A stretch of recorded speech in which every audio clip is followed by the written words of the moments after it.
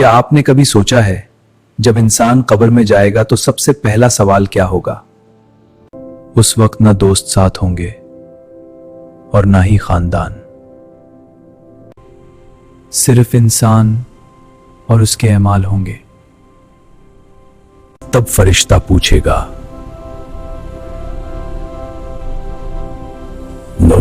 बताओ तुम्हारा रब कौन है? जो दुनिया में अल्लाह को याद करता था उसके लिए जवाब आसान होगा, और जो दुनिया में गफलत में रहा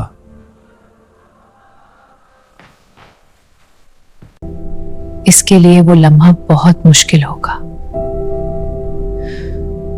आज जिंदगी है, अपने रब को पहचान लें। अल्लाह हमें सही जवाब देने की तौफीक दे।